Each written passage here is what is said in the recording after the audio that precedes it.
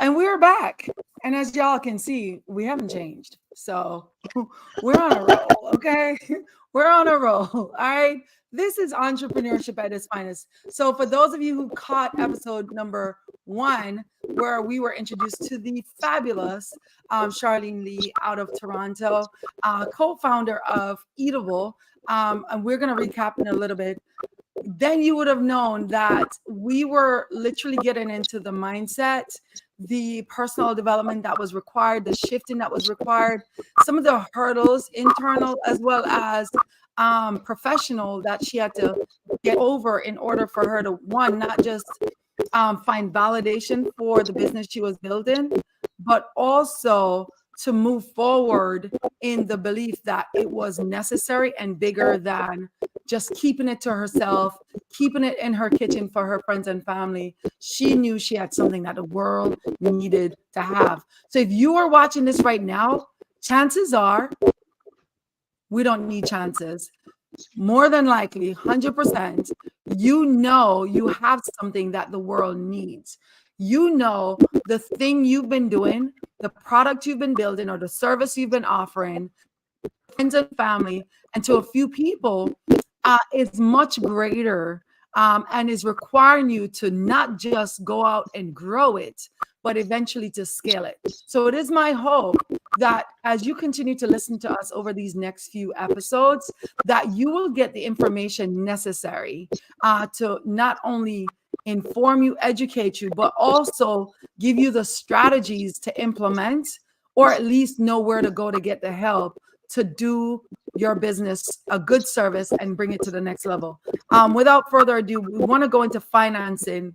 And y'all are like, yo, you didn't even warm up. You didn't even, like, for those people who have a relationship, not me, I'm single as a dollar bill. But for those of us who have relationship, y'all usually like romance, right? You want to warm things up. Well, let me tell you something.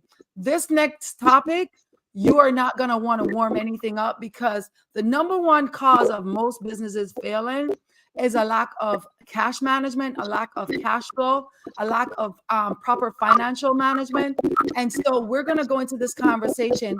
And I pray that not only because of our experience in running her business, but also her background in finance and accounting, that she'll be able to bring some insight and help you become more aware of what you need to know for your business, so that you will not be a statistic, but you will be another business that we will have on here to discuss also. All right. So without further ado, bringing back, I don't even know why I have her on here like this. Full transparency, y'all. I am literally learning this platform. I just started with this platform that I'm recording on, like minutes before we started recording the first episode, right? And we came up with this idea to document the series instead of a conversation behind closed door, to document the series with Charlene.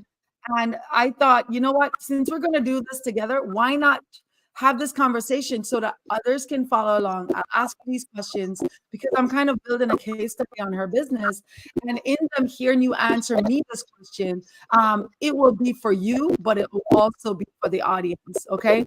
And so I want y'all to know this is entrepreneurship at its finest. We're building this. You're going to see the quality improve as we go.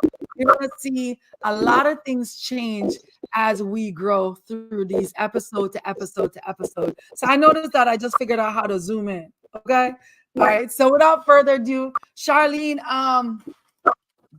let's get into this conversation with one of my favorite bags of eatables. Okay. This one is strawberry and champagne. So unofficial, official sponsor of this episode is strawberries and champagne. And I know I said this is going to be a serious conversation about financial management and profit maximization. But let me tell you something. Pop open a bag of eatable, and any difficult conversation, ASMR, y'all. Can y'all hear the pop? I can hear it. Did you hear the pop? Okay, serious business, but not so serious, right? Because this conversation is going to get tough. I want you to talk to me a little bit more about numbers. And before we go into the technical, I want to go. It's hard to have a serious conversation. No, you see what you need this. The next time you speak to your guys, the next time you're looking at financial that pop open a bag of eatable. Okay. Best way to kick off this episode for sure. Pop the champagne. Pop the champagne. That's it. Pop the champagne. And after what they're gonna learn, they're going to be able to pop the champagne. Let's do this. Okay, because I was getting a little bit of feedback there. All right. So I want us to dive first into mindset around money. Number one issue for a lot of women founders, women CEO, women entrepreneur is that their money story impacts their worthiness. Their money story impacts their conversation around work. Their money story impacts the way they feel of validation, how valid they are in belong. Do I really need this much money? Right? A lot of people do not charge what they're worth because it's like, well, I don't really need that much to live. A lot of people come up with their numbers based on their bills and not based on what is necessary for growing a business. For instance, when you started your first business, you may have noticed that, you know what, invitation, it's not going to cost me anything. It's only going to take me this much time. But as you grow and you hire your first staff, you realize in order for this business to be scalable, I need to charge at a rate where I can hire staff, where I can buy systems, where I can put automation in place so that I can duplicate, right? So I'm jumping ahead of myself. Let me fall back a little bit. And answer for me, what was it like in terms of the mental, emotional needed to take place in terms of your internal money conversations for you to be comfortable, to be confident, to say, I deserve to run a business that makes 7-figure? So that's a really important point. And in the last episode, we touched on that transition from like working for your money to now creating your own business that will generate the money. So as I mentioned, I came from a family of immigrant parents who came to Canada to seek a stable career that would essentially pay the bills and raise a family. And the money mindset that I had growing up was that you had to work in order to one day retire. So you essentially amassed the money that you needed to live and pay your bills, and then you would save. You would save all the way to the day you would contribute to your 401k, like Roth IRS, whatever, all of that stuff. You'd put money aside in a rainy day fund, and you would save until the day that you can retire and live off of your savings. You know what? Do me a favor. Your mic on. Oh, okay, sure. Let me do that. So 2 seconds here. Did that work out better? Okay, so I think that when you come from that kind of mindset, you have this idea that the money coming into your life might be fixed. It's fixed by your salary, perhaps fixed by your time. And I think the exciting thing about entrepreneurship is the idea that your money, just like your time, can scale. It's just a matter of how you look at it. And so in the beginning, the thought that was like, when's a good time to make my career? In an ideal world, you would be working on your business on the side of your desk, and then you'd be making enough money where the revenue in from your business builds up to a certain point where it kind of matches what you were making at your job, and then you would have this nice little seamless transition, right? But I've never found that it actually works like that.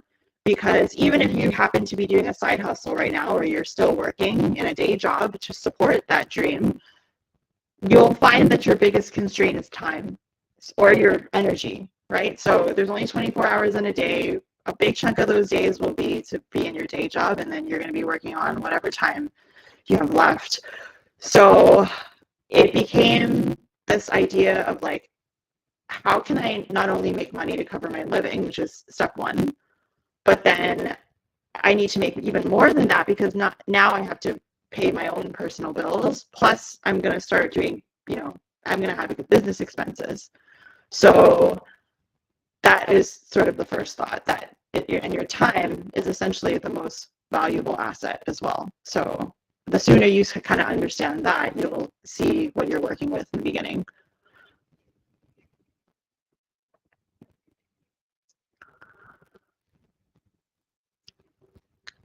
Oh, you're muted again.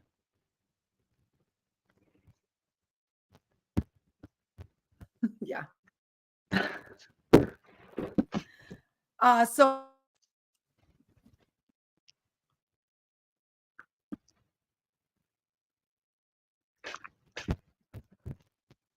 Might want to unmute again. yeah, There we that's go. weird. Yeah, thank you. So have you ever had an experience where money felt filthy or felt like I don't deserve this, or you know, so I'll give you an example. I didn't know that this was really an issue because I wasn't aware of it. It was happening to me, but I didn't realize this. I had issues. My biological mother was very poor, right? Extreme poverty. And because I grew up with her the first 6 years of my life, and we were always begging for help. We never had enough. Paying bills was hard. A lot of the conversation I heard around money was money doesn't come easy. Things are hard. Money doesn't grow on tree. Um, a lot of conversation around money for me that I saw men actually always had money or were in position of money, and women had to do things that they didn't necessarily want to do. Even in career, you saw women ignoring certain things that were said to them, behaviors that were made at them, because they didn't want to ruffle anybody's feather, because it was important for them to keep a job. I remember coming to the United States, and you know, person said certain things to me, and I never once in my life, up until the Me Too movement to this day, or up until recently, thought that I could have ever spoken up, because I'm an immigrant. I dare not speak up, validate certain things, speak against certain things, because I didn't want to make it uncomfortable. Even when I went to foster home, I didn't, if making someone else uncomfortable could take away security, could impact my ability to be safe, could impact my ability to provide for my children. So for me, a lot of times this showed up in ways of taking clients that weren't qualified clients, working longer on things that I didn't need to be given my time to, serving people that were not necessarily respectful or kind, feeling like I needed to go above and beyond to always prove my worth, even though it wasn't necessarily my duty to do that. Ignoring how it was treated in spaces because this was money that I needed. When I started with my business, it transferred over where I would have clients and I would charge less than I was worth, because I could see their need for what I have more than my need. I always felt like I'll figure it out. It will be okay. I would pay everybody else. Of course, as an entrepreneur, we pay everyone before we pay ourselves. But I never realized that, I could negotiate my profit first. I could negotiate my need first and then build everything around that. I could negotiate a life that was soft and then build success around that, where my life wasn't 7 days a week, because I left corporate, but corporate didn't leave me. When I came into entrepreneurship, I still work 7 days a week. I still work from morning to night. And when everybody was gone to bed, I went back on the computer. I still if someone paid me for something, I gave them more than they paid me for, because I had this brand where I always wanted to say I went above and beyond, but that was costing me time. And when I got deeper into it, it was my money story. I didn't recognize that I was worthy. I didn't recognize that charging more wasn't me being bad. It was me charging what I'm worth, which most of the time I'm still worth more than that with my background. However, it's charging something that was a win-win. I had a lot of issues around telling my kids, stand up for yourself. My kids started saying to me, why is it that you always charge these fees, but when you tell your clients how to position themselves or how to pitch a contract, you teach them higher than what you charge them, and they're learning from you. And it took my son, I think he was 10 or 9 at the time, to articulate this to me. Why is it that you teach others to charge more than you actually charge them, and they go off making more than you? And why is it that you don't think it's good enough for you to have that for yourself? Because I had some internal cross wiring when it came to worth, when it came to value, when it came to me being an immigrant. Again, you know, when you have a visa that is predicated on you having a job, and if you lose the job, which you could lose a job if you lose a contract, if the client is not happy with you, if someone you're working with is not happy, you never complain, you never say anything, you always work. And I didn't realize I was conditioned as a foster kid.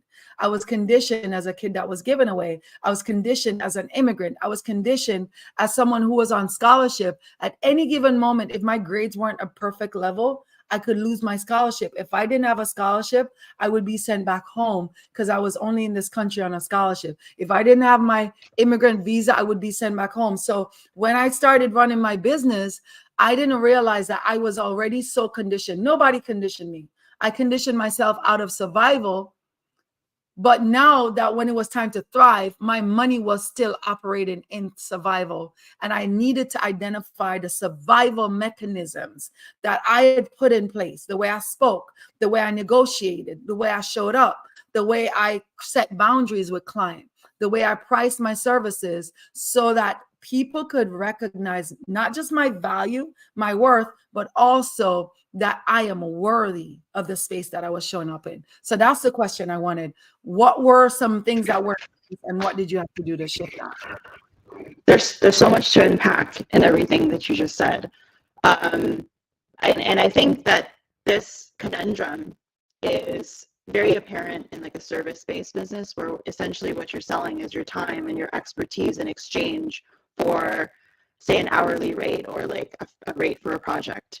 I suppose that on my side, like as a product business, it could manifest that as well, in that way, because when I came in and started a food business, I had no professional food background. So that was sort of my imposter syndrome saying, you know what, I have this idea for what I want to create. I do want to create a product that is definitely superior compared to a lot of the other mass market cheap brands out in the grocery store today. However, I don't feel worthy of being able to charge like the premium price right away until I figured out how to do this in such a way that maybe like was at the same level as a professional with like 20 years of culinary training would do. And so in the beginning, we knew that in order to be a premium product, our costs of production would definitely be higher. And as a small scale manufacturer, our purchasing, like the cost of our raw inputs and everything, would never be as cheap as like a mass producer that would be able to buy things from, and the pallet loads and the truckload. So I knew from the beginning, just given my financial background, that the costing and thus the pricing of our products had to be a little bit higher in the market. But how high?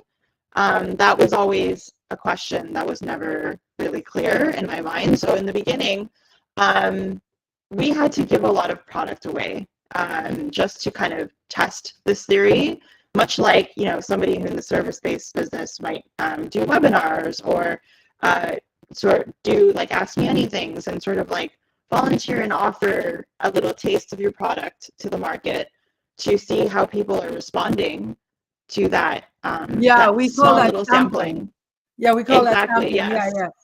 Exactly. So like in the beginning for me, it was like, here's what I think is a great product.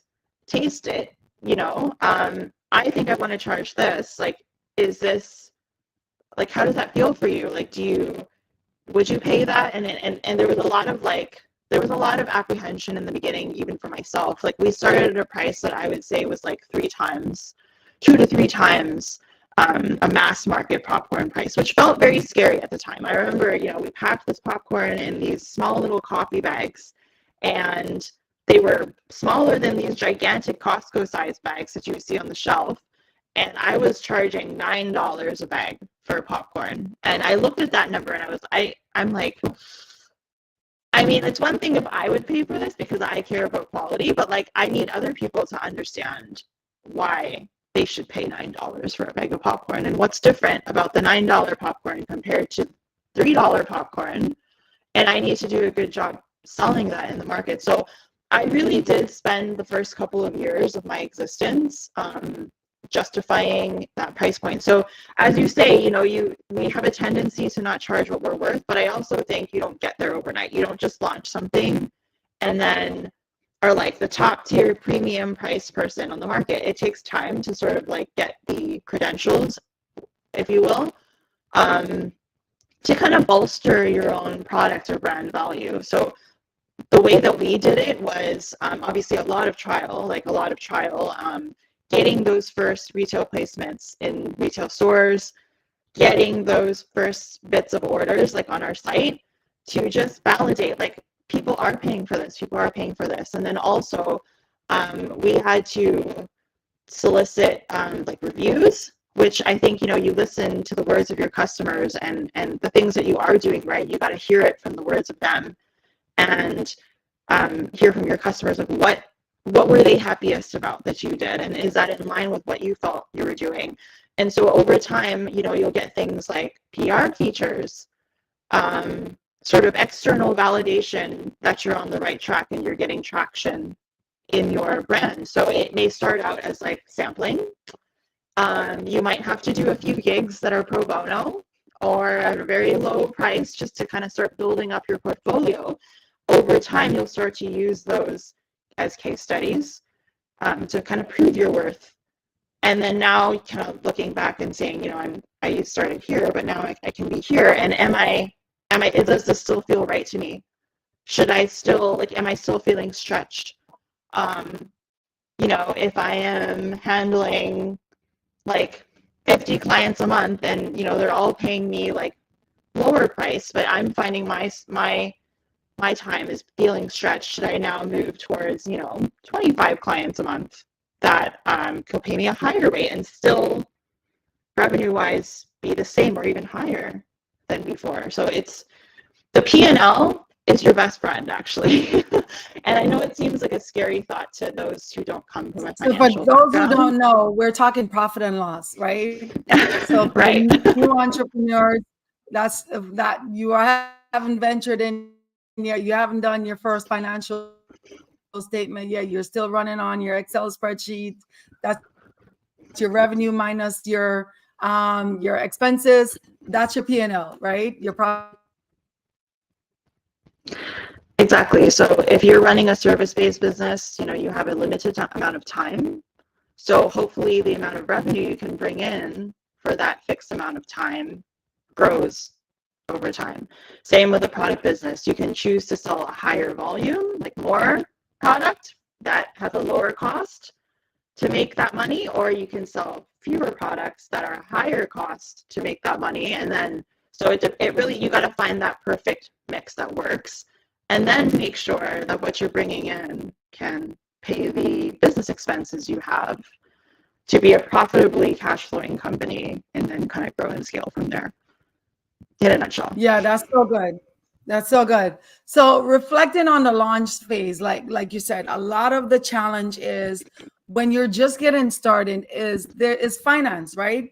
You know, as you said, a t-shirt brand wouldn't start out competing with Nike, okay?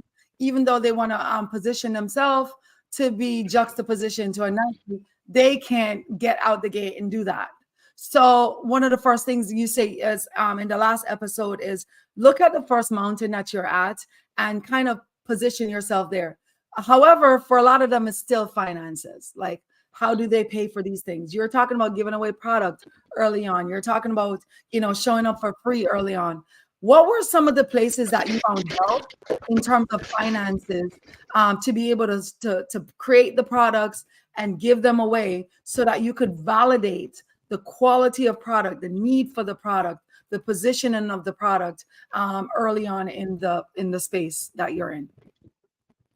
So before I actually started to leave my full-time job, I had set up what I believed was enough of a runway to sort of get me going, like just based on personal savings. And I basically saved up, I would say, about 6 months of my living expenses. So just put it aside in a bank account, and knew that once I quit my job and I didn't have steady income coming in anymore, that would be my way to get started. And fortunately, I did have a spouse in my family that was continuing to work a corporate job at the time I first ventured into entrepreneurship. So, looking at your household income, seeing if that could be a little bit of a safety net as one of you, takes the leap. That was the comfort level I needed to get started. And then I calculated how much it would cost to buy my first bit of materials. And you don't have to go far. I think a lot of times, you can find a lot of things in like the grocery store, or even like order raw materials on Amazon to kind of get started, right? And then I started like renting time in a commercial kitchen space close to my home. So there's an hourly cost of that, right? There were some things that I started doing in my home kitchen for free. I literally bought like 10 of those Cuisinart air poppers, like people used to pop popcorn at home, and had them lined up in our kitchen, and we would just buy bulk corn kernels from a local supplier, and that was our first test batch, and we would just buy ingredients from the grocery store. And so my first inclination was to go out to events, to go to markets and kind of industry events where there would be a small little affordable cost of just getting a table, maybe selling some of your goods and sampling. That was kind of how we got started. Just very, very shoestring budget, very affordably. And the whole goal is just to get feedback on your product and your pricing. I knew that it was always better to price myself a little bit higher to start, because you can always go down in price, right? I can always have sales, I can always have promotions to bring the cost down, and that's a little bit easier. The trickier thing would be to actually price it at a low price, and then knowing that certain factors are already working against you. If any supplier now just jacks up the price of sugar, for example, that would take a big hit. And so I knew that it was easier to come down rather than go up. So I started high on purpose, just to sort of do that. And then over time, as we got more and more sales, that became more validated. But even to this day, 5 years later, I'm still asking people, what is a good price point? Do you feel like it was worth what you paid to get this experience? And now we're sort of evolving from selling online and selling in specialty, kind of more novelty retailers, and now going to mass market channels, where with the state of economy, people are being more price conscious. People, right. They are mindful of their spending. Yeah. So this is now a new challenge for me, where we have to be mindful of pricing.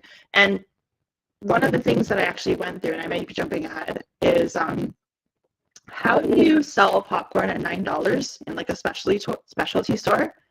That $9 wouldn't fly in a grocery store, for sure. So that's why in the first couple of years we actually stayed out of mass market grocery, because I knew that this factor was going to work against us. Wait, you're jumping on a lot of gems and we're skipping over them really quickly. I don't want to pass them, right? I don't want to pass them. We're going to start where you are now, and then we'll go back to catch the others that we kind of went over. Go where no one else is. Go where no one else is. Let's go into that, because there's a terminology for. Can you throw it up for me, because I can't remember off the top of my head. What, blue ocean strategy? The blue ocean strategy, yes. That's one of my favorite books. Yeah. Yes. So the blue ocean strategy pretty much is you're gonna go where no one else is right now. So, for instance, you want to sell books, don't go to the bookstore. Another woman once said, go sell it in the club, because nobody is selling books in the club. Nobody is selling books in the movie theater. So you have zero competition and there's zero comparison. So when there's no competition, there's also no comparison, right? So what you did, like you said, is you have gone to places where popcorn wasn't traditionally there. You are in MGM Grand. You are now positioning to go into a few places. I don't know if you want to share that, but you have gone into certain places that are gambling places, certain places that are specialty stores, places like Saks. You've partnered with companies like with brands like the Oscar, right? You've literally gone where no one else has gone. To the entrepreneur who's listening, right? And they're like, well, easy for you.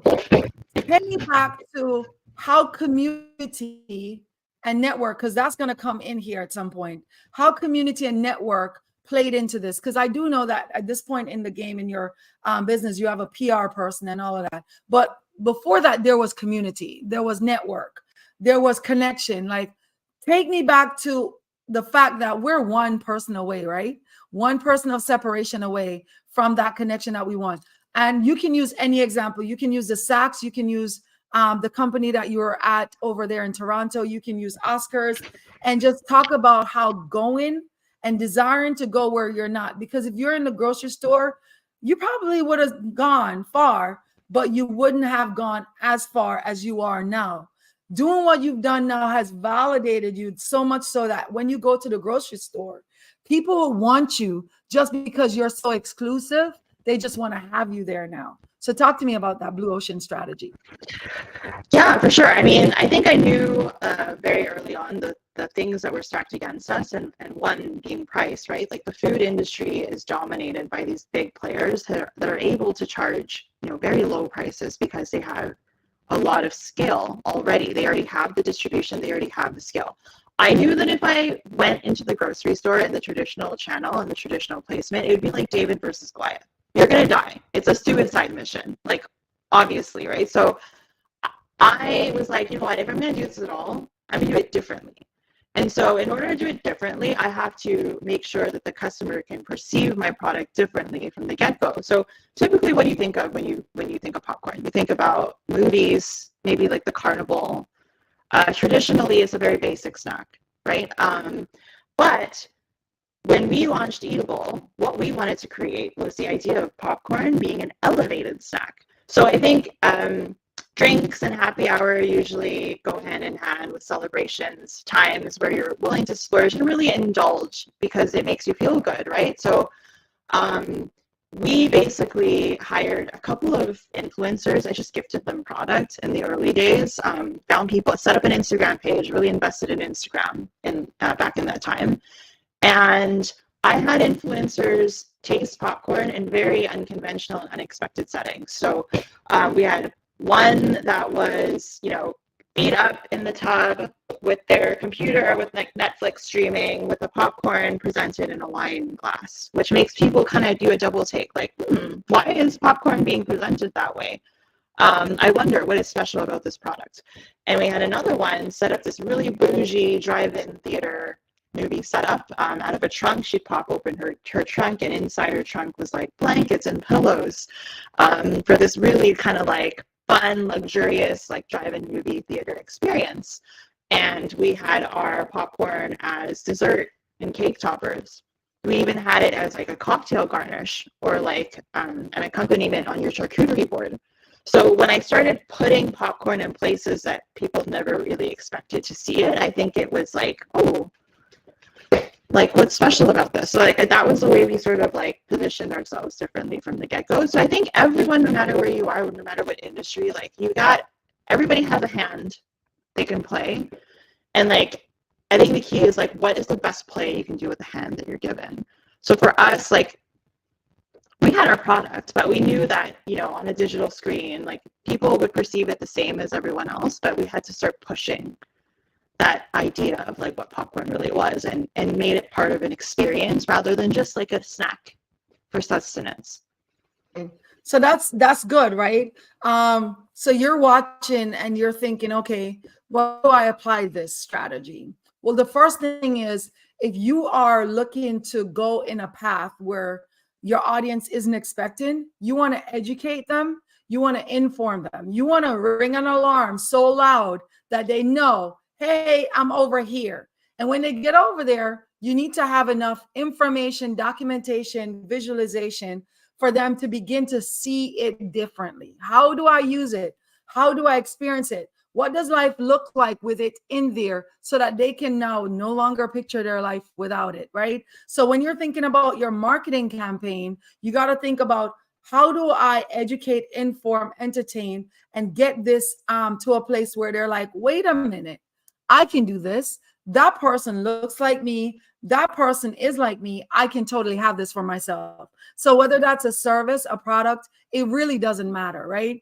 A lot of persons think, well, we're all on social media. How can I go into a different place? Well, you can be on social media, like she said, but the way the influencers position, right? So some of the things we skipped over earlier, she was talking about pricing, product, placement, and positioning, right? Those are the 4 P's in marketing. Okay. So when you're thinking about your product and service and you're in the launch phase of it, you want to think very early on your 4 P's. If your product is going to be at a premium price, is your product or service in a position where it can validate that premium price? If you're not certain, one of the examples she gave was do a lot of giveaways, do a lot of sampling. Let the audience and find real audience. A lot of times we go to our friends and family and they might not be your target audience. So they're giving They'll you tell you what you want to hear. They're telling you what you want to hear. They're trying to be nice. And sometimes they're telling you the truth, but you're so offended that you, instead of taking data and adjusting to the data, you're saying, oh, they're just not supportive. Oh, they just don't know. And then you come on social media and you start bashing all these people who don't support your business, right? When sometimes it's just really data, right? Sometimes the things that we post is trash. That's why nobody likes it. It's not that people don't want to support us. People don't follow us because we're not giving them what they want. People aren't coming back and return audience. We're going to talk about that in another episode. You get a client to buy from you one time because maybe you had good marketing, but the quality of your product or your service did not validate the marketing. Then you run into issue. You don't have return clientele. And that's the most expensive marketing you can ever do, is constantly having to get new clients versus return clients. I'm going to jump from that. So I just wanted to go back over that because she did talk on it heavily about the attention that she paid, the detail that she paid to the pricing was going to be high. She paid a lot of attention to what the packaging needed to be, the size of the packaging, as well as the quality of the product in the packaging. She also talked about placement, going into places where the competition wasn't. And then she also talked about promotion, using influencers in her case to share the product in a way that is not typically being used, so that it could be seen in a different way and it could be perceived differently. Did I capture that? Yeah. Okay, perfect. All right. So I want to talk a little bit more about this question. I think is very relatable for many. We live in an era where when people make a lot of money in their first year or 2 years in social media, they're buying the purses, going on a private jet, getting a new fancy car, getting a big old house, all the things. And I'm big for taking some of the money and paying yourself first. I'm big on profit first. However, I think a lot of people have missed the lesson of reinvesting in their business. Please help me answer, what were some of the things that you did initially in terms of prioritize reinvesting in the business, and how did that help you to go from almost $50,000 in your first year to well over $800,000 within 48 months of starting the business? Yeah, so I think this is a really important point that plays back on that whole like money mindset that you mentioned. Of course, it's really exciting to start making money for yourself and to now be this like business owner that doesn't need to rely on a job to kind of get all the things, right? I had to personally make a shift from that saving mindset to and looking at my business like I was the first investor in my business. So previously, you know, when you're in a corporation and you're working for money, you save your way to the profit bag, right? And now it's like if I made enough to buy a Prada bag, I gotta wonder, like, is my money best spent on that, or should I now maybe hire some help for that in a small way, or should I make some sort of improvement in my equipment to now allow me to take my business up a level? So in the early days, it was just myself and my husband, and we were wearing all the hats, doing all the things, from the sales to the customer service to the making of the product to the shipping of the product. End to end was really all us, right? And so in the beginning, the income that we pulled in, around 50,000 in our first year, was still a very like notable figure. But we worked really hard for it. Like we had to burn the midnight oil countless times. I remember during busy season, like Q4, when everyone's shopping for the holidays, like I'd be up to like 3 or 4 a.m. just like organizing my shipping queue, getting all the printing labels done and ready to ship, prepping the packages in my basement. And so I knew like the only way to get out of that hamster wheel of like doing everything was to just bring in help. So with the money that we made from our first year of like holiday busy season, we decided in the next year, and it was 2020, and there was a global pandemic on our hands. And at that time, a lot of people were reevaluating the state of their careers. We were fortunate to have one of my husband's friends who was a professional chef. He got laid off from his hotel job, and at that time we were like, we could use a lot of help here. Like we had just taken a leap and moved out of our basement and commercial kitchen to our own commercial space, like a very small space that we found on a shoestring budget. We took out a bank loan to renovate it and outfit it and bought like 2 pieces of machinery. But at that time, we were like, we could use an extra set of hands. So we brought in somebody at that time. We brought in employee number 1 in like year 2 of our company. And it felt super, super, super scary at the time, because it's not like we had tons of money in the bank account where I knew I could just like set aside this entire amount for someone's salary. Like we started slow at the beginning. It was just like it became a part-time thing where he would come in 2 days a week. And that would be some relief. As a founder, you have to start gradually doing higher value tasks in your business.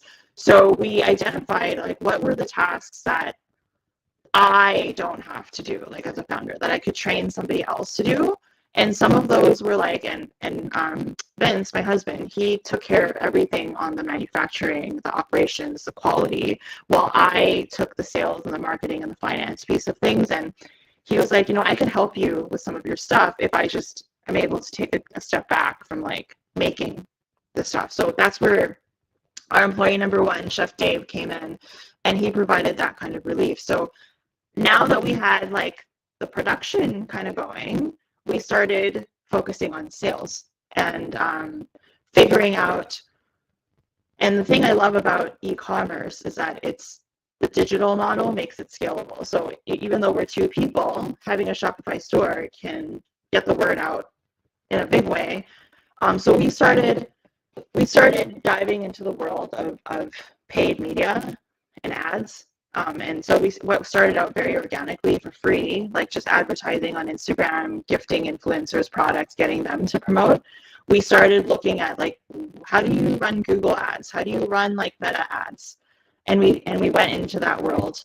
And again, it's like you gotta put in money to make money. Like, and so we knew this, and it was like you could either do it yourself or you could hire an agency. But we've always been the type of people that before I hire someone to do something, like I need to know how to do it before I understand what I'm getting into, before I can trust somebody else to do the same job that I've done myself. So it was really like a step by step, and like basically always constantly evaluating like what I'm doing with my time, and are there any things that I'm doing with that time that can be slowly offloaded to someone else so that I can continue to focus on sales revenue. So like I think the main difference between year 1 and year 2 And then year 3 was just the ability to kind of take the money we made and like bring in an agency partner. So in year 3, we actually started hiring an agency to run our ads, which scaled our time to then now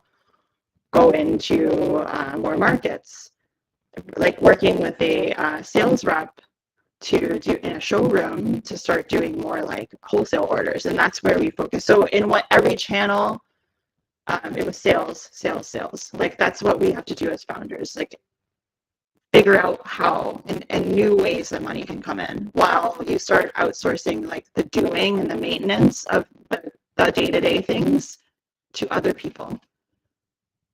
Yeah, that's so good. That is so good. So many gems, so many gems. So the first thing is, when you start making more money, look for opportunities to hire someone else. In episode 1, you talked about the 4-day work week, and he suggested hiring virtual assistants. So everyone is not necessarily gonna need a virtual assistant, because it depends on if you have a brick and mortar business, a product business, a service business. A virtual assistant may not be it, but in your case, it was hiring a part-time chef, and literally going from there to having a full-time, right? It was also looking at how you can systematize. Like, you didn't say the word, but you and your husband were constantly looking for opportunities to standardize your daily operation, standardize operation around sales, marketing, making a product, pushing out the product. And so when it was time to go to the next level, if you're hiring somebody, you knew what the internal experience was. I would say one of my biggest issues coming from corporate was that, everything is structured for us. So we don't have to do everything, right? Well, if we run an audit, we don't have to put the audit book together, the presentation together, the audit file. We don't have to do the technology. We don't have to go out and get the clients. Some of us do, some of us don't. Then we streamline who does the mass work. Then some of us review the work, and then the partner signs off on the work. So it's kind of like, a streamlined process. And it makes it so efficient for us to do a lot of clients at a lot of time. And what I'm hearing you say is, the company became more successful the more you invested in product, in operational improvement, in management improvement, in systems improvement, in taking someone else to come in, whether maybe they're agency or at someone who's at an expert level who can do wholesale sales, getting into different places, because that's not necessarily your area of expertise. And it frees up your time to focus on growing the business versus being and working inside the business. Exactly. And I think that's a really, really hard shift to make for a lot of entrepreneurs.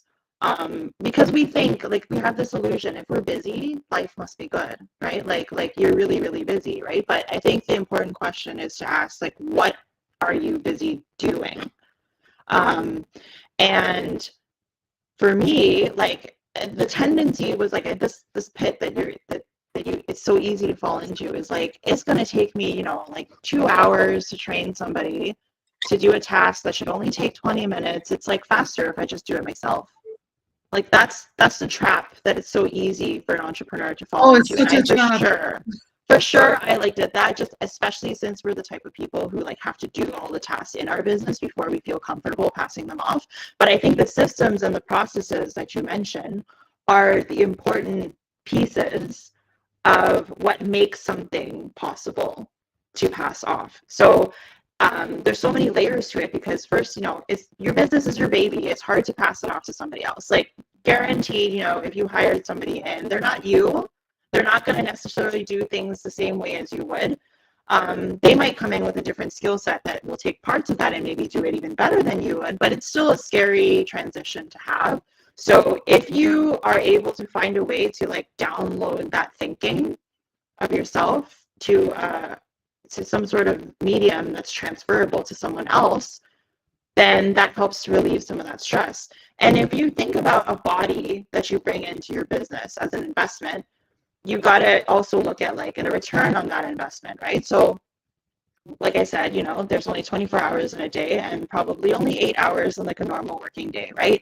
you got to think about the value of your time as a founder and what that would bring in terms of revenue to your business versus hiring somebody at like a lower rate than you would charge yourself, but then now, you know, freeing up X amount of hours for your time to revenue generate. So for example, if you found that you were spending, you know, 2 hours of your day doing administrative tasks, there's a cost to that, right? Because if you look at how many hours you spend in your business and you take a look at how much revenue you're able to bring in as a result of that time, essentially there was like an hourly kind of number based on like that X number of hours of your business. So now if I took 2 hours a day times 5, which is like 10 hours a week, and now I was able to hire potentially like a virtual assistant at a much lower rate, like per hour, to do those kind of tasks, I've now freed up 10 hours of my time, and I could bring in additional clients with that time. I could make thousands of dollars more a week by paying somebody, by choosing to pay somebody to do a certain set of activities, while I could find ways to scale my time better. So that's the type of thinking I find is really tough, but it's a really important consideration into thinking about, you know, if you're ready to hire, what exactly are you spending your time on? Because time is money, and time is actually your most valuable resource. Is your most valuable resource.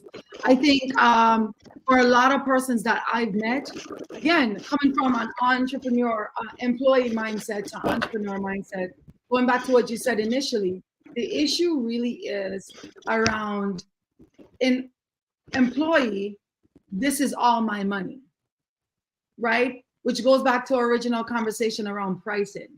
Most people aren't pricing appropriately for growth to happen, for hiring to happen, for systems to happen, right? They're just pricing, well, if I made 120,000 in corporate, how many hours do I have to sell to make 120,000 here? Which that is bad math to start with, because by the time you pay taxes, that's not 120,000, right?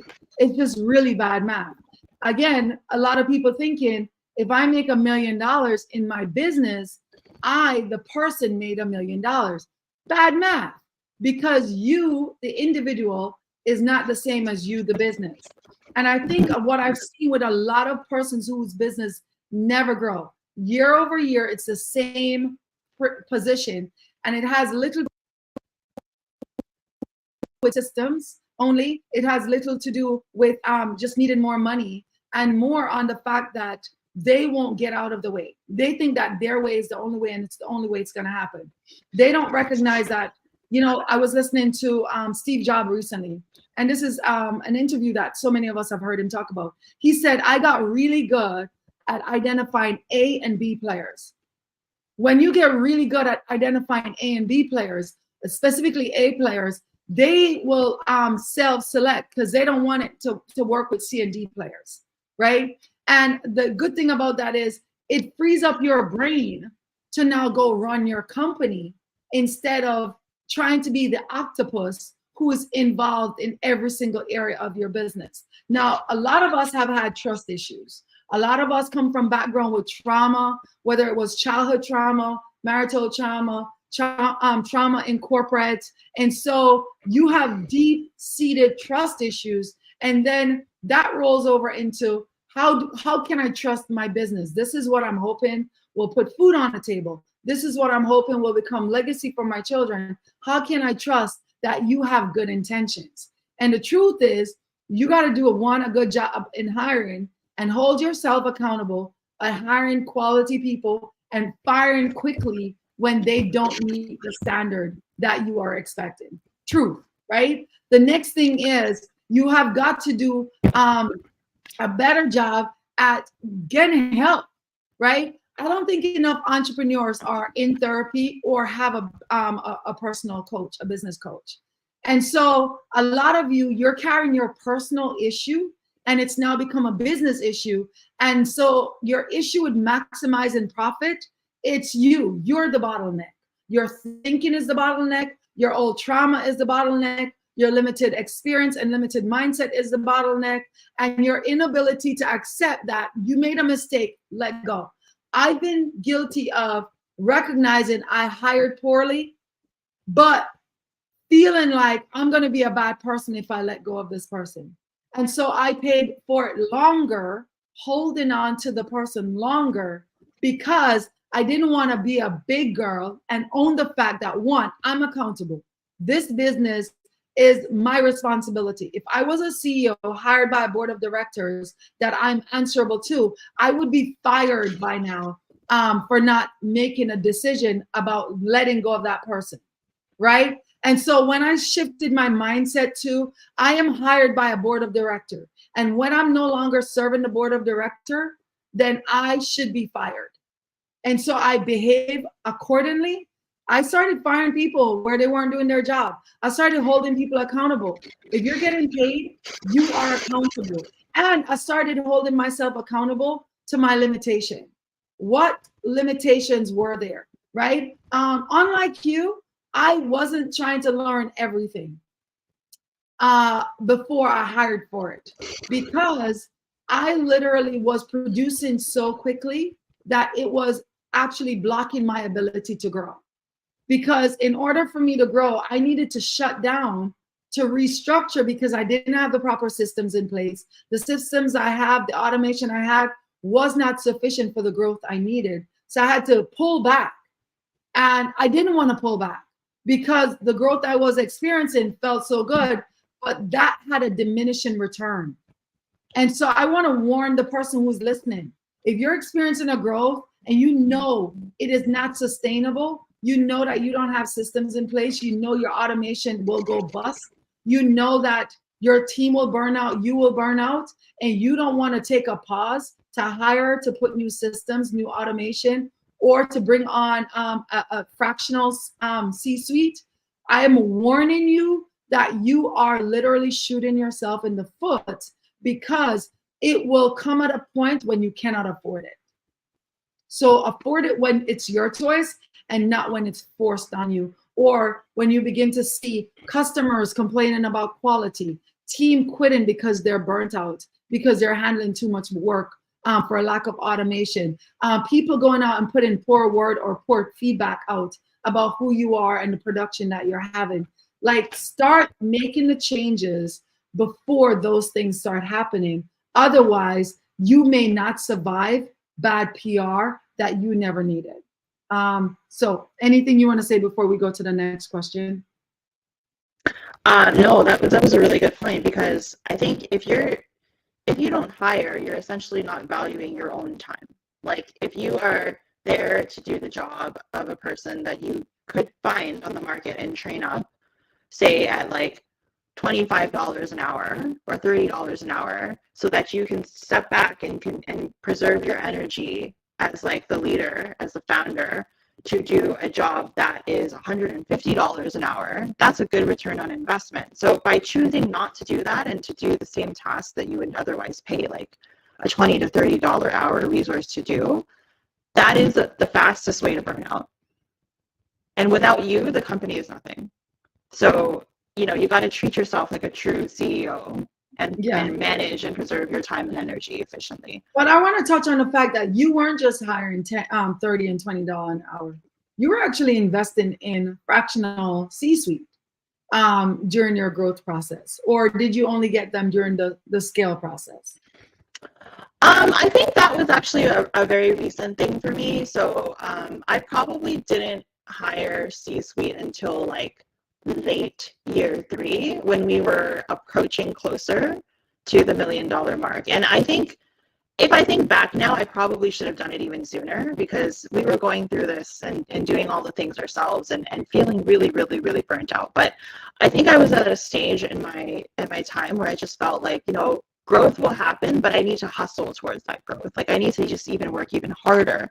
And so I just got into this rhythm. And I don't even think I necessarily meant to hire. It's just certain opportunities came along the way where people kind of showed interest in working with us, that I sort of opened up to that possibility at the time.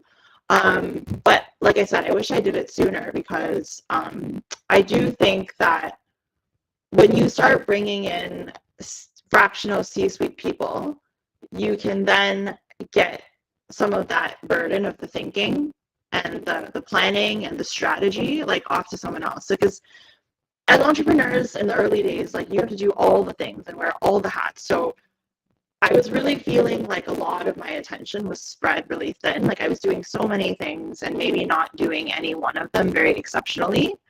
I found that when I started bringing people into my business, I could give them a small chunk of something to really focus on. And sure, in the beginning, there's a lot of time and investment you have to make to bringing that person up to speed.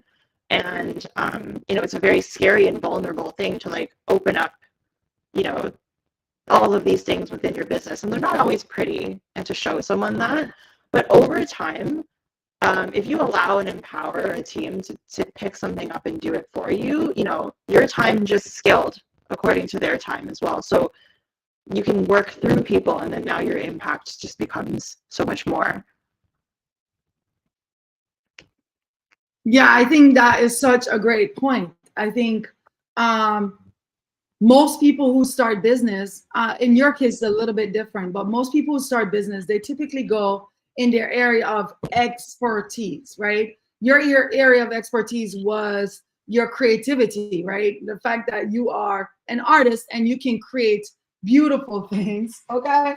Let me tell you, my palette is not complaining, okay? You can create beautiful things, and we're seeing it now, anything from something that's tangible, usable, to something that's edible, eatable in this case, right? Pun intended. And so for most persons, when they come out, maybe they were an accountant and now they want to have an accounting firm, but they fail to recognize that you are a great accountant, but you are a terrible operations person. Your administration skills are less than up to par. Your understanding of sales and marketing and branding. And so a lot of businesses that experience initial success, most people don't realize how much more success they would have gotten a lot sooner had they taken in people who were experts in the particular area. In your case, you took in an agency that took over your ads after you guys had run it for some time, and you saw this scale that happened in terms of the number of orders that started to come in. Even though that was still in the growth phase, we would consider that scale, because after a while, you got more clients and you kind of maintained the spend level of, of your ads, right? Your ROAS probably did not continue to grow. It scaled after a while, is what I meant to say. So even though you weren't in scale yet, you were still in growth. Your ads budget was scalable because your ROAS was more aggressive as you and you weren't necessarily spending more after a while because of their experiences in the market. And so for the person watching this, again, you see on social media, it is like it is aggrandized that you're gonna buy this, they're like, start your LLC so you can write off a G-Wagon, or so you can get this car, so you can go on this luxury vacation. And I find it very much laughable, because the same persons that sell that information, they're also saying, oh, here's how you can get grants for your business. Well, first of all, if you're getting grants for your business and your business is finally making money, the first thing you'd buy is not a car so you can write it off. The first thing you need to figure out is what would make the business make more money so that the business and you can fund. So you can take a portion of your salary or portion of your drawdown as a director and reinvest it in the business as capital investment so that the business can continue to grow even more. Because there's a difference of phase in terms of a growth phase and a scale phase.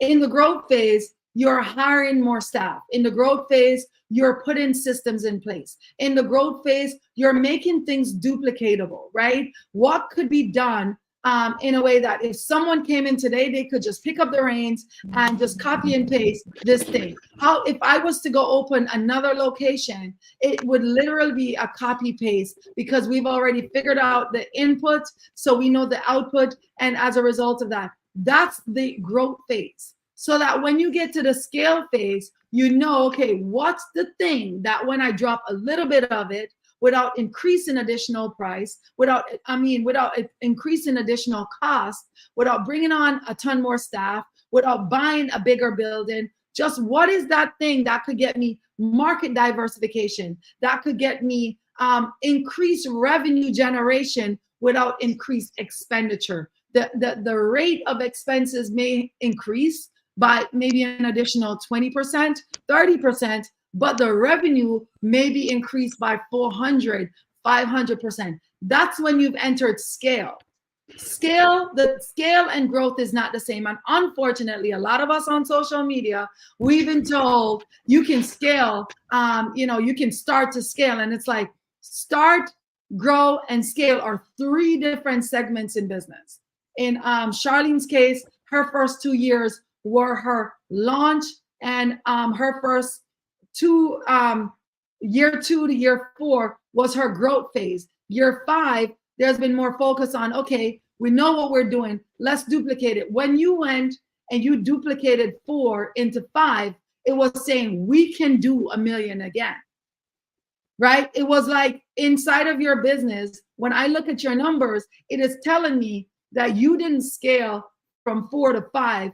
4 to 5 was, can we do this again, or did we just have a hiccup?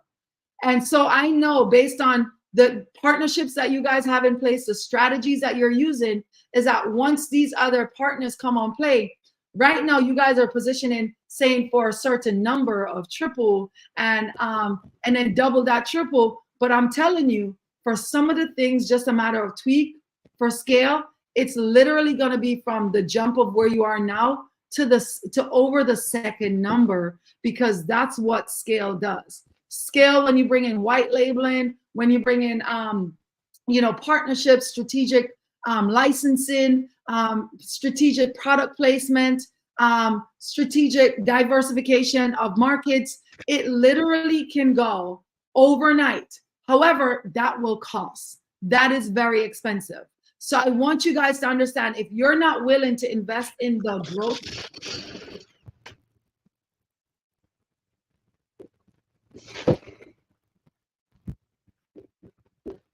intense, it's even more of a, are you kidding me, right? For you to make that big spend. But that big spend that you make, that big investment, it literally begins to be like that. We call it the inflection point of, it's either you maintain or you go all in. You maintain, and the inflection point, you're going to either go down, or you decide, I can't maintain this and do another year of the same amount, right? Because if I do 3 years of the same amount, it's no longer a growth, it's now a decline. So the year that follows has to be up, right? So what's the one thing that you're going to do? So we're going to get into that conversation in another episode, but I want to really just drive this into you, that your money mindset needs to shift in the early phases. You need to start testing out the $10, $20 an hour employee.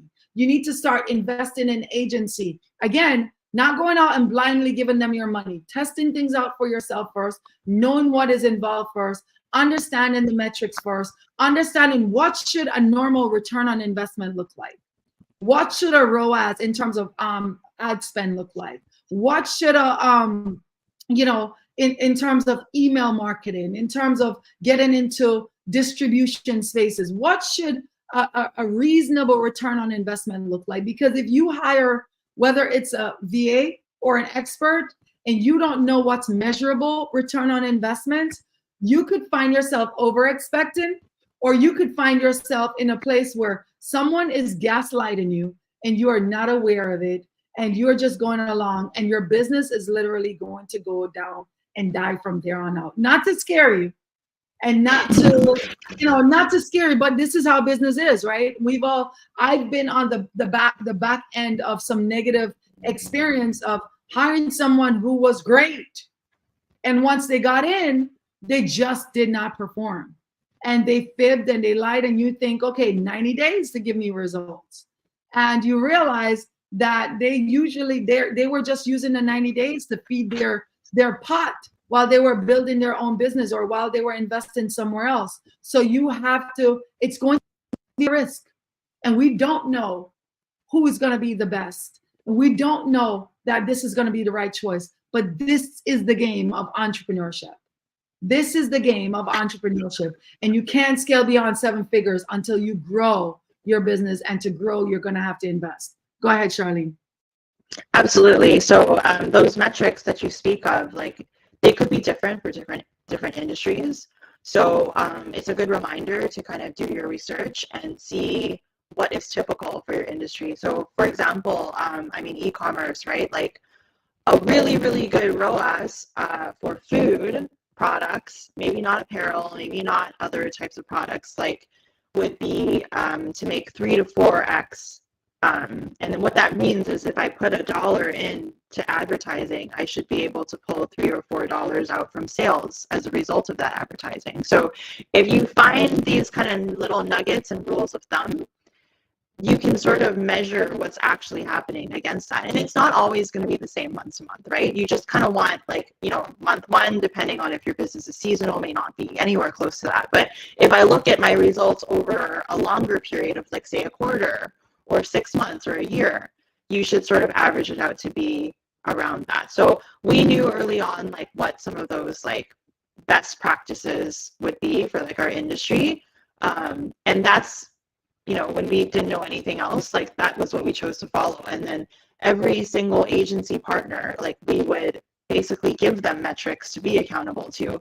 And I made a lot of the same mistakes, like Natalie spoke about too. Like when you hired, you kind of think, oh, okay, now I've got this person here, I'm just gonna sit back and the work will get done. But I don't think that ever is the case. Like even when you're able to bring people in, they might take like 80% of that task away from you, but you still probably have to devote like 20% of that time to oversee them and make sure that you're available for questions and like make sure they're in the right track. I've found that it's really important for people that are brought in to kind of know that they're doing a good job, and like metrics and kind of very measurable targets and goals are a good way to kind of stay on the same page with people. So like we talk to our agency partners once every 2 weeks, and we kind of see what our results are like. And during periods where you expect the ROAS to be like even higher, like we use that as a gauge to assess performance. And normally people are kind of scared by that. They're like, ooh, I don't want to be held to this number, this quota. But like even more dangerous of a thing would be to give someone no guidelines so that people can just come in and do whatever, you know, on your dime. And at the end of the day, the relationship doesn't work out. You part ways, but it still costs you. It costs you the transition. Yeah.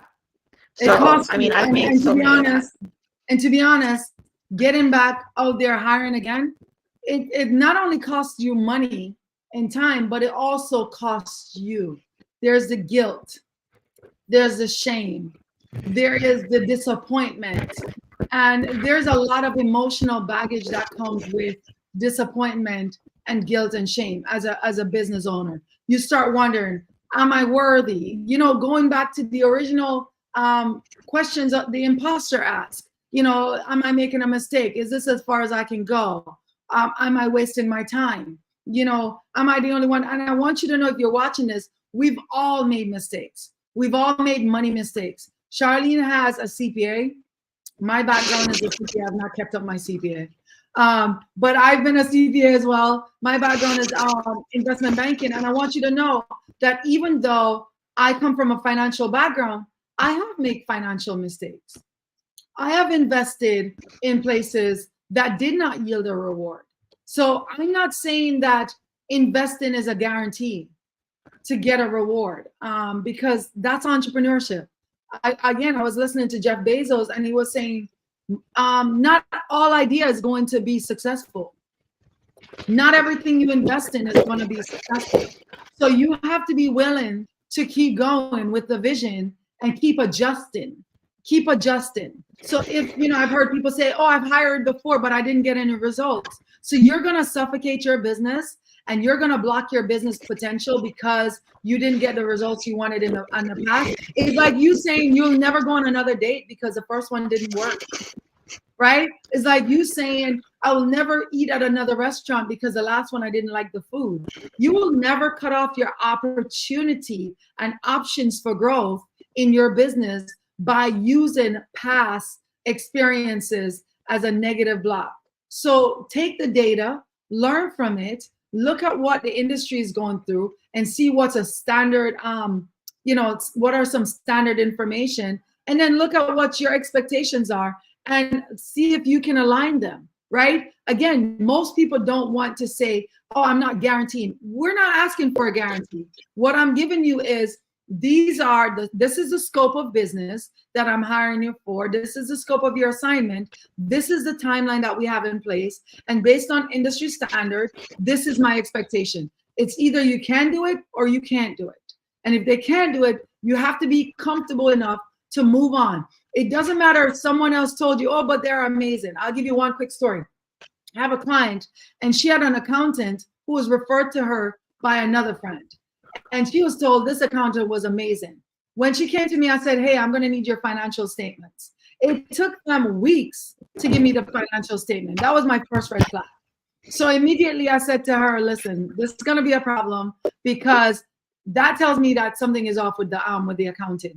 I said, I'd love a meeting with the accountant. The accountant went ghost. Next thing I said to her, I started looking at her financials and the ratios just didn't make sense. So I said, did your accountant ever advise you in these areas? No. Well, this is not an accountant. This is a bookkeeper, right? There's a difference between an accountant and a bookkeeper. A bookkeeper keeps book, an accountant account and gives you ratios and gives you analysis of your statements so you can make decisions. So clearly you don't have an accountant, you're paying accounting fees for bookkeeping experience. So the next thing that I did was I asked her, how did you get this? Well, this person told me that she does amazing. Well, first of all, this person doesn't have a background in finance or accounting and doesn't even know if she's having the same great service. She doesn't have anything to compare to. So you're taking advice from someone with no background in the industry. So one of the next reasons why I would say, get yourself a coach, a business consultant, or most importantly, I suggest a fractional C-suite exec, is because they have expertise in the particular area and they can give you questions, guidelines, and if they don't have it, they can tend to go and find it somewhere else. You're not going to get generics like on social. Everybody can be a coach, right? People say they're business coaches. Another thing I've noticed. When you ask them, okay, what are you coaching in? Oh, they're a mindset business coach. Well, does that make you a business coach or does that make you a mindset coach for business experts, right? So you have to be careful when you're hiring to have questions in place to help you to assess. Again, another thing is when you have experts working for you, they can help you in the hiring process because they can ask the questions that you don't exactly know. So Charlene, today we covered a lot. Funny enough, even though I didn't get to ask you all these questions, you literally went through pretty much all of them, right? You answered, the importance of cash flow management. You answered the importance of leveraging your resources to hire the right type of people. At every stage of the game, you are hiring experts. You didn't hire your mother to come and cook your popcorn. You hired a professional chef, right? Even though you couldn't afford him full-time, you hired him part-time. You hired an agency to go ahead and run your ads. And you were able to invest in courses and programs to educate yourself. So I want people to take from this that one, the more money you make in the growth between the launch and the growth phase is not money to just enjoy. Yes, you want to pay yourself first. Yes, you want to do profit first. But you also want to consider this tree is going to keep feeding me. If we're growing an olive tree, then you're going to have to prune it. You're going to have to water it. You're going to have to nurture it. If it's going to continue to produce more fruits in other seasons, then you have to consider what does it take for this particular tree, this particular enterprise, right? Based on the industry that I'm in, based on the market. Again, every market has seasons. So based on the seasons that it goes through, how much money do I need to put away? That's another thing I want to ask you. Your business is super seasonal. How much money, not how much, but have you practiced putting away money for different periods of time to smooth, in accounting we call it smoothing, other periods so you don't feel the heavy impact when the sales go down? Yeah, for sure. So, I mean, the best practice I hear a lot in the industry, especially with investors, is that A sound business should probably work towards at least 12 to 18 months of runway. And what that means is that your income is not going to be the same month to month, especially if you're in a seasonal business like mine. But your cash reserves should essentially be enough, or you should have the means to maybe support with more, anywhere from like 12 to 18 months of your existence. So if you work with an accountant and sort of figure out what that P&L cash flow picture kind of looks like, that would be a really good target to aim for. Now, transparently, I have not gotten that throughout my entire journey. I started off with like personal savings and 6 months of runway when I launched my business. But as we sort of like embarked on that journey, you have to put aside money to sort of tie you over for those dry seasons. So Q4 is always exciting because the sales are up, but then we're immediately followed up by like our slowest quarter of the year. So after a couple of years, we knew this, we expected this, and we started doing things like hiring seasonal help instead, so that in Q1, you don't have that drain on an overhead anymore. We started developing more products to make our business less seasonal, so that we can have a differing product assortment that would tie us over for, say, like the holiday kind of cooler months, and then as we transition to spring, we have like a different assortment that becomes more relevant at that time of the year. So there's lots of different things that you can do to smooth out the revenues over time, but make sure you definitely have that cash reserve. And if you get a tax refund back, don't spend it all. Exactly, right? Your tax refund is not for you to go party with. So in accounting, we call that going concern, right? So we're looking for, does your business have a going concern? A lot of businesses that may be going out of business right now, it's not necessarily that the business isn't good. It's that you, year over year, if you're seeing that your business has cycle, you have low period, you need to put away money to get you through that low period. And like she said, some of the strategies that she implemented were diversify, bring products during different seasons, right? So for instance, I'll give you an example. Inside of my house, in my kitchen, my kids love soups and stews during the winter. But during like spring where it's warmer and summer, they're going to want me to fire up the grill more. They're going to want me to do things that are quicker, lighter, cooler type of foods, which is what you were talking about. So it's the same with your business, right? You have customers and clients, and they might have, I did this with another client of mine. She has a tax business and bookkeeping business, but what we started doing was having her giving them management services or financial advisory services throughout the year so that they are prepared come tax season. They know, okay, I need to buy a building, I need to invest in real estate, I need to put the money some places. So sometimes too is, how can you input some of the money into other products and services that can bring you cash flow? And you also need to study, is your business a star business? Do you have star products or cash cow products? If you don't know that, that's something you should also understand, because it could be that your business only has seasonal product that is a star product, but it's not necessarily a cash cow product. You need products that can bring you money all the time, like you're printing money. And all of us need to look for that in one way or another. And so when you take your money out of that business, you leave some in, but you put some somewhere else that can take you through your droughts, that can take you through other seasons. And you can take that money and reinvest it back into the original company to continue to grow, or in some people's case, to scale. I have a ton more questions, but we've run way out of time. So catch us on episode number 3. And in episode number 3, we're going to get a little bit more into, we're going to transition into, I just skipped over, more financial stewardship and growth, right? So we just talked about management and, developing certain things, building, learning from mistakes, operational efficiencies. We got into what are some things that need to be in place in order for your operations to grow. But we're going to dive more into how do you steward the money. We kind of have been in it already, so it's going to be an ongoing conversation, and it's going to be a little bit more of money mindset, management, and then we might talk into operational efficiency a little bit more because we didn't delve into that. But then how do you maximize your profit from then on, right? And we talked about some of it already. She talked about leveraging C-suite and agency, but we're also going to look into what about a manufacturing plan? What about AI? What about technology, right? Early on, she had talked about ordering 10 of those Cuisinart marks. And then that was her technology, right? That's a technology. But as she grows, it may be that she is getting bigger machinery to do larger products. It may be how she does economies of scale. So we'll talk a little bit more on what you can put in place to have economies of scale, so that now, once those final systems are in place, the next conversation will be, where do I scale and what methodology of scale am I going to implement to make it happen? All right, Charlene, any final words? I think you summed it up pretty well.